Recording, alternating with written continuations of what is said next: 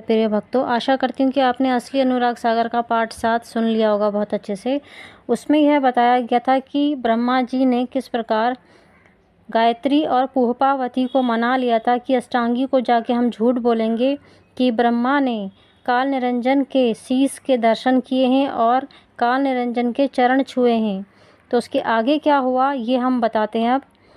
अष्टांगी को बेहद आश्चर्य हुआ कि ब्रह्मा ने निरंजन के दर्शन पा लिए हैं, जबकि अलख निरंजन ने प्रतिज्ञा कर रखी है कि उसे कोई अपनी आंखों से देख ही नहीं पाएगा।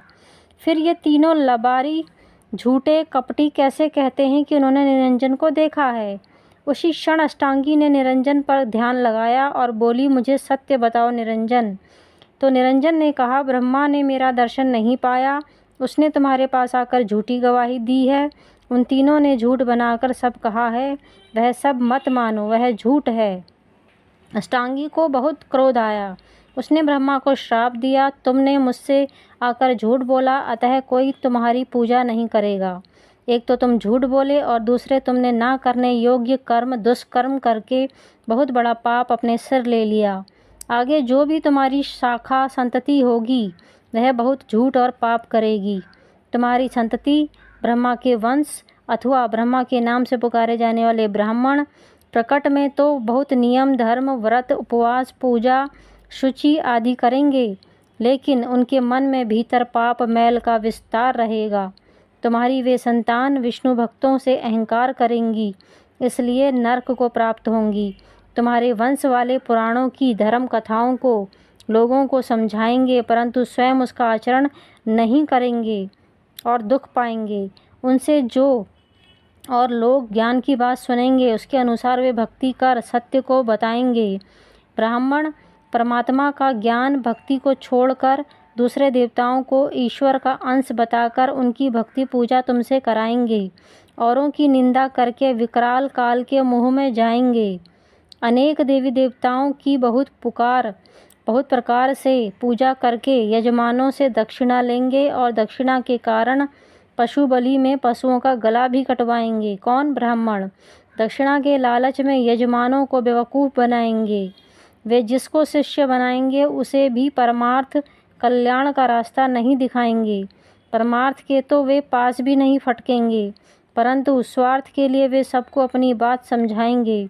स्वार्थी होकर सबको अपनी स्वार्थ सिद्ध का ज्ञान सुनाएंगे और संसार में अपनी सेवा पूजा मजबूत करेंगे। अपने को ऊंचा और औरों को छोटा कहेंगे। इस प्रकार ब्रह्मा तेरे वंशज तेरे ही जैसे झूठे और कपटी होंगे। श्राप सुनकर ब्रह्मा मूर्छित होकर गिर पड़ा। फिर अष्टांगी ने गायत्री को श्राप दिया। गायत्री, ब्रह्मा के साथ काम भावना से हो जाने के कारण मनुष्य जन्म में तेरे 5 पति होंगे। तेरे गाय रूपी शरीर में बैल पति होंगे और वे 7 या फिर 5 से अधिक होंगे। पशु योनि में तू गाय बनकर जन्म लेगी और ना खाने योग्य पदार्थ खाएगी। तुमने अपने स्वार्थ के लिए मुझसे झूठ बोला और झूठे वचन कहे। क्या सोचकर तुमने झूठी गवाही दी? गायत्री ने गलती मानकर श्राप स्वीकार कर लिया। फिर अष्टांगी ने सावित्री को देखा और बोली, तुमने नाम तो सुंदर पुष्पावती रखवा लिया, परंतु झूठ बोलकर तुमने अपने जन्म का नाश कर लिया। सुन, तुम्हारे विश्वास पर तुमसे कोई आशा रखकर कोई तुम्हें नहीं पूजेगा। दुर्गंध के स्थान पर बदबू वाले स्थान पर तुम्हारा वास होगा।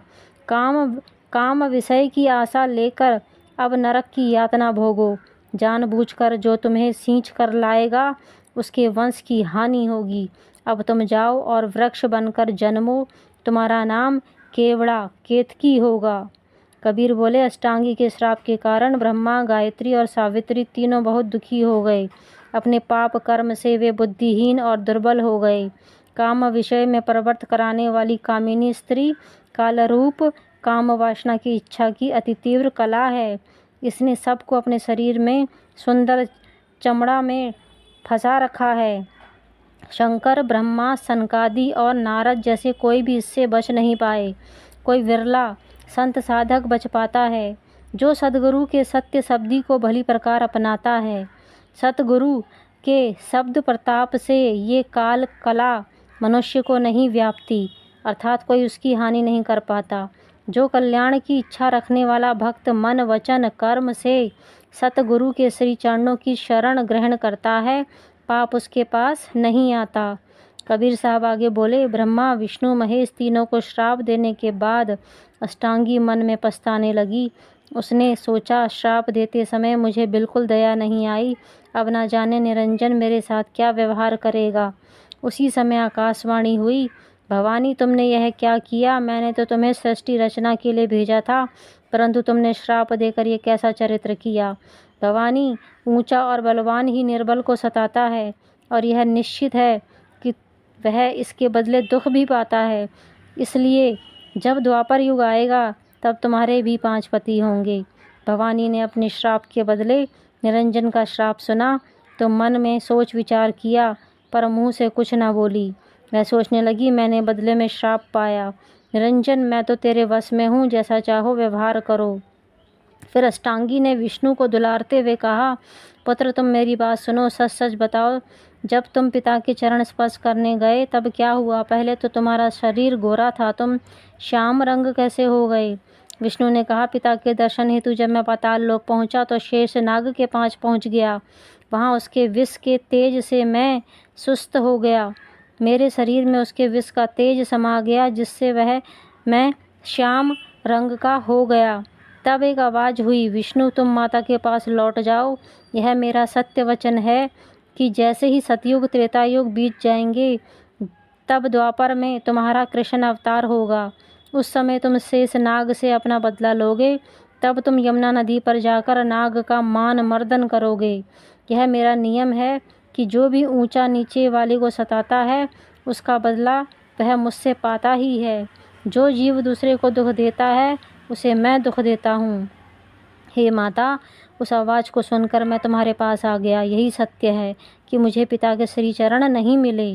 भवानी यह सुनकर प्रसन्न हो गई और बोली, पुत्र सुनो, मैं तुम्हारे पिता से मिलाती हूँ और तुम्हारे मन का भ्रम मिटाती हूँ। पहले तुम बाहर की स्थूल दृष्टि, शरीर की आंखें छोड़कर भीतर की ज्ञान दृष्टि से देखो और अपने हृदय में मेरा वचन परखो। स्थूल देह के भीतर सूक्ष्म मन के स्वरूप को ही कर्ता समझो। मन के अलावा दूसरा और किसी को कर्ता न मानो। यह मन बहुत ही चंचल और गतिशील है। क्षण भर में स्वर्ग पाताल की दौड़ लगाता है और स्वच्छंद होकर सब ओर विचरता है। मन एक क्षण में अनंत कला दिखाता है और इस मन को कोई नहीं देख पाता। मन को ही निराकार कहो, मन के ही सहारे दिन रात रहो। हे विष्णु, बाहरी दुनिया से ध्यान हटाकर अंतर्मुखी हो जाओ। अपनी सुरति और दृष्टि को पलटकर भुकुटी मध्य 2 बाहों के बीच में आज्ञा चक्र पर या फिर हृदय के शून्य में ज्योति को देखो, जहाँ ज्योति झिलमिल झालर सी प्रकाशित होती है। विष्णु ने अपनी श्वास को घुमाकर भीतर आकाश की ओर दौड़ाया और आकाश मार्ग में ध्यान लगाया। हृदय गुफा में प्रवेश कर ध्यान लगाया। ध्यान प्रक्रिया में विष्णु ने पहले श्वास का संयम प्राणायाम से किया। कुंभक में जब उन्होंने श्वास को रोका अंदर, तो प्राण ऊपर उठकर ध्यान के केंद्र में शून्य में आया। वहाँ विष्णु को अनहद नाद की गर्जना सुनाई दी। यह अनहद बाजा सुनते हुए विष्णु प्रसन्न हो गए। तब मन में उन्हें सफ़ेद, लाल, काला, पीला आदि रंगीन प्रकाश दिखाया। धर्मदास इसके बाद विष्णु को मन में अपने को आपको दिखाया और ज्योति प्रकाश किया, जिसे देखकर वह प्रसन्न हो गए और बोले, हे माता, आपकी कृपा से आज मैंने ईश्वर को देखा। धर्मदास अचानक चौंक कर बोले, सदगुरु, यह सुनकर मेरे भीतर एक भ्रम उत्पन्न हुआ है। अष्टांगी कन्या ने जो मन का ध्यान बताया, इससे तो समस्त जीव भरमा गए हैं, यानी भ्रम में पड़ गए हैं। कबीर बोले, धर्मदास, यह काल निरंजन का स्वभाव ही है कि उसे इसके चक्कर में पड़ने से विष्णु सत्य पुरुष का भेद नहीं जान पाए। निरंजन ने अष्टांगी को पहले ही सचेत कर आदेश दे दिया था कि सत्य पुरुष का कोई भेद जानने ना पाए, ऐसी माया फैलाना। अब उस कामिनी अष्टांगी की यह चाल देखो कि उसने अमृत स्वरूप सत्य पुरुष को छुपाकर विश्व रूप काल निरंजन को दिखाया। जिस ज्योति का ध्यान अष्टांगी ने बताया, उस ज्योति से काल निरंजन को दूसरा ना समझें। धर्मदास, अब तुम यह विलक्षण गूढ़ सत्य सुनो। ज्योति का जैसा प्रकट रूप होता है, वैसा ही गुप्त रूप भी है। जो हृदय के भीतर है वही बाहर देखने में भी आता है।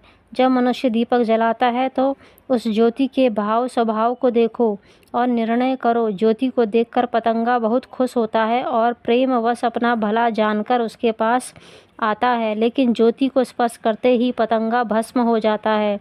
इस प्रकार अज्ञानता में मतवाला हुआ वह पतंगा उसमें जल मरता है।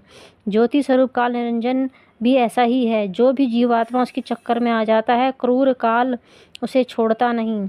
इस काल ने करोड़ों विष्णु अवतारों को खाया और अनेकों ब्रह्मा शंकर को खाया तथा अपने इशारे पर नचाया।